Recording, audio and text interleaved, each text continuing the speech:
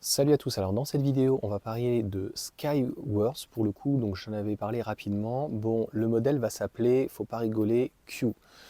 Ce qui est certain, et on comprend mieux pourquoi Tesla finalement abandonne sa compacte, puisqu'ils veulent arriver avec un véhicule donc a priori abouti pour 25 à 30 000 euros. C'est d'ailleurs le cas du B10, donc de chez Leapmotor, sauf que Leapmotor donc a trouvé, on va dire, preneur à l'international avec donc le groupe Stellantis.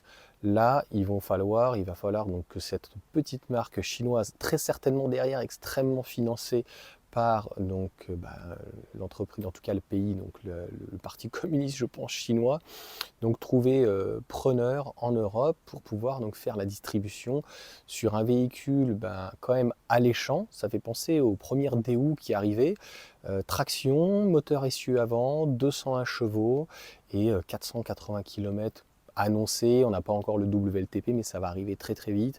Donc on se rend compte que nous, notre marché en tout cas en Europe, en France, cette année, l'année prochaine, arrive pratiquement à maturité, que ce soit des citadines, des compacts, des petits SUV et des véhicules familiaux. Donc clairement, ils sont là. Et les constructeurs chinois sont arrivés sur le haut de gamme, sauf éventuellement MG, mais donc sur ce type de gabarit. On le voit bien, donc des véhicules plutôt typés SUV familiaux. Ils savent très bien que ça fonctionne très bien en Europe. Et donc, en dessous de 30 000 euros, on retrouve beaucoup de véhicules.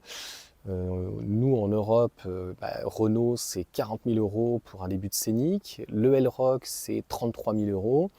Et puis voilà, j'en passe et des meilleurs sur les autres véhicules. Un 3008, ça va être 43, 45, etc. etc.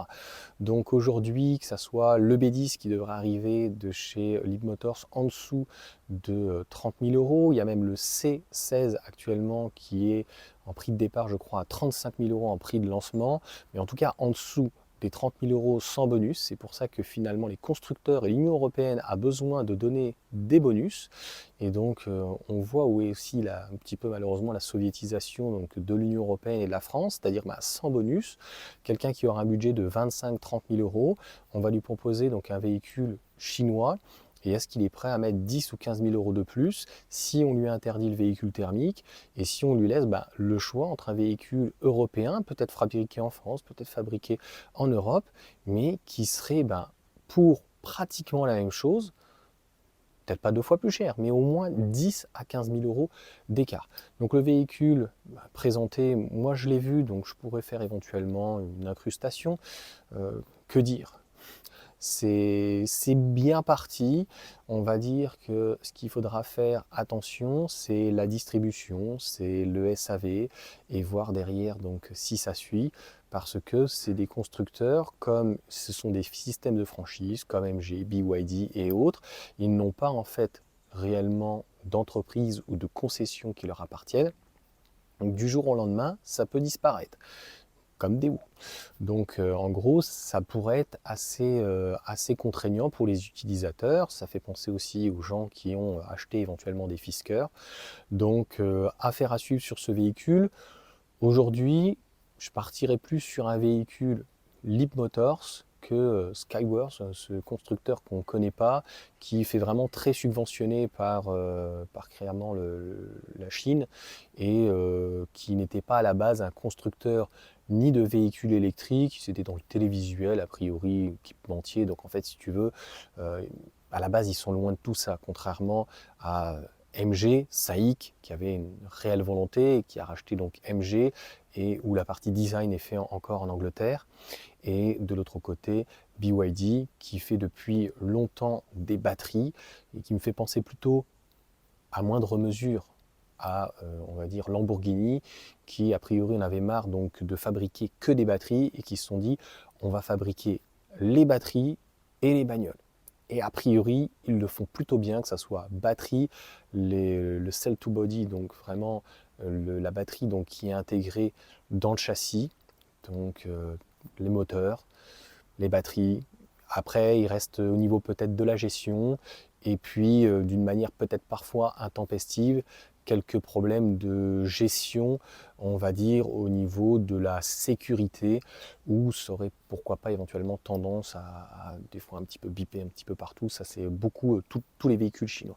Donc dites-moi ce que vous en pensez. J'ai l'impression que ça a fait le buzz au mondial de l'automobile. Moi, c'est pas que je suis pas emballé, c'est que grossièrement too big to fail. Je trouve que ça vient de loin. Derrière, il faudrait savoir qui on a. Est-ce qu'on a comme un Elon Musk ou Alibaba pour le coup avec Xpeng? Moi aujourd'hui, je trouve qu'il y a déjà beaucoup de constructeurs chinois qui arrivent, comme voilà, MG, Xpeng, et puis BYD, et puis d'autres, bien sûr Leapmotor, etc. Donc c'est un petit challenger. Moi clairement, je ne prendrai pas le risque.